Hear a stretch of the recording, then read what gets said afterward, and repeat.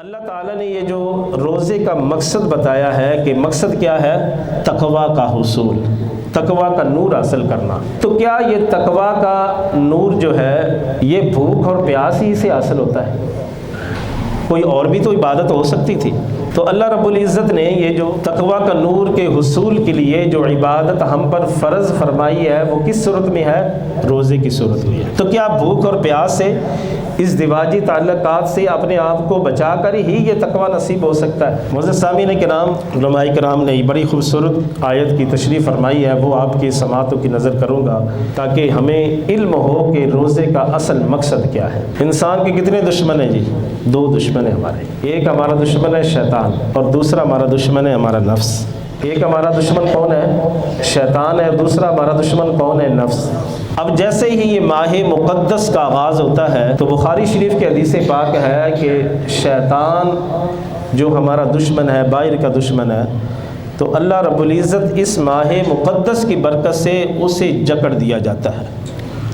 اذا دخل رمضان سلسلۃ الشیاطین، آقا علیہ الصلوۃ والسلام نے فرمایا کہ جب رمضان کا مہینہ آتا ہے تو شیاطین کو جکڑ دیا جاتا ہے، قید کر دیا جاتا ہے، اور کیا برکتیں نصیب ہوتی ہیں؟ آقا علیہ الصلوۃ والسلام نے فرمایا فتحت ابواب السماء، اور ایک حدیث پاک میں ہے فتحت ابواب الجنہ، کہ جیسے ہی رمضان کا مہینہ آتا ہے آسمان کے دروازے کھول دیے جاتے ہیں، جیسے ہی رمضان کا مہینہ آتا ہے جنت کے دروازے کھول دیے جاتے ہیں۔ اور فرمایا غلقت ابواب جہنم، آقا علیہ الصلوۃ والسلام نے فرمایا کہ جہنم کے دروازوں کو بند کر دیا جاتا ہے۔ اب غور طلب بات یہ ہے کہ جب اس ماہ مقدس میں حدیث کے مطابق، صحیح حدیث کے مطابق شیاطین کو جکڑ لیا جاتا ہے، ان کو قید کر لیا جاتا ہے، تو پھر اس کے باوجود جو ہے روزہ رکھ کر کیوں گناہ کر رہے ہیں؟ روزہ بھی رکھا ہوتا ہے۔ اس سے دو باتیں سمجھ آتی ہیں کہ شیطان قید ہوتا ہے تو عبادت کا ماحول بڑھ جاتا ہے۔ دیکھیں نا، مساجد کے اندر رونق آ جاتی ہے،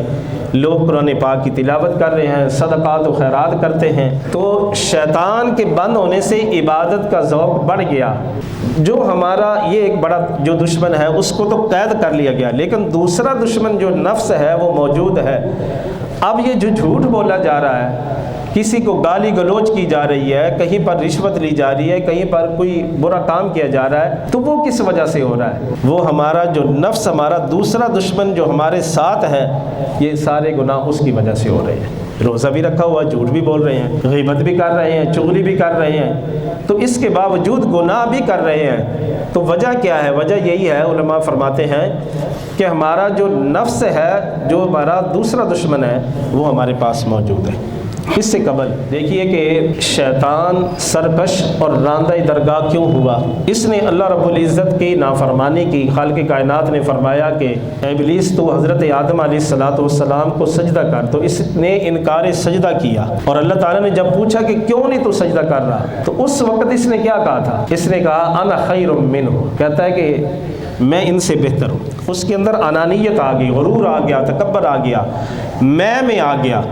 تو جب اس نے کہا جی میں بہتر ہوں، تو اللہ تعالیٰ کے حکم کا انکار کیا، تو وہ ہمیشہ کے لیے راندہ درگاہ ہوا۔ اب غور کریے گا کہ شیطان تو خود شیطان ہے، وہ تو گناہوں کی طرف لے کے جاتا ہے، برائیوں کی طرف لے کے جاتا ہے، نیکی سے ہمیں دور کرتا ہے، اللہ کے قرب سے دور کرتا ہے۔ تو غور والی بات یہ ہے کہ شیطان کو کس نے شیطان بنا دیا؟ تو شیطان کے لیے کوئی دوسرا شیطان نہیں تھا جس نے اس کو دور کر دیا اللہ تعالیٰ کے حکم سے، یہ نافرمانی کی طرف لے آیا، نہیں، بلکہ شیطان کے اندر بھی ایک نفس تھا، جس نفس نے شیطان کو اس طرف راغب کیا کہ تو اللہ تعالیٰ کے حکم کی نافرمانی کر۔ تو گویا پتہ چلا کہ سب سے بڑا دشمن جو ہے وہ ہمارا شیطان نہیں، ہمارا نفس ہے۔ ہم کہتے ہیں کہ برائی کر لینا، یہ اس کے پیچھے شیطان لگا۔ اب رمضان کے اندر حدیث کے مطابق شیطان جکڑا ہوا ہے، شیاطین سرکش جن جو ہے ان کو قید کیا ہوا ہے، تو پھر اس کے باوجود گناہ کیوں ہو رہے ہیں؟ پھر بھی ہم اپنی مجلسوں میں بیٹھ کے جھوٹ بول رہے ہوتے ہیں، روزہ رکھ کے بھی غیبت کر رہے ہوتے ہیں، روزہ رکھ کے بھی چغلی کر رہے ہوتے ہیں، تو پتہ چلا کہ ایک دشمن تو قید ہو گیا ہے لیکن دوسرا دشمن ابھی باقی ہے۔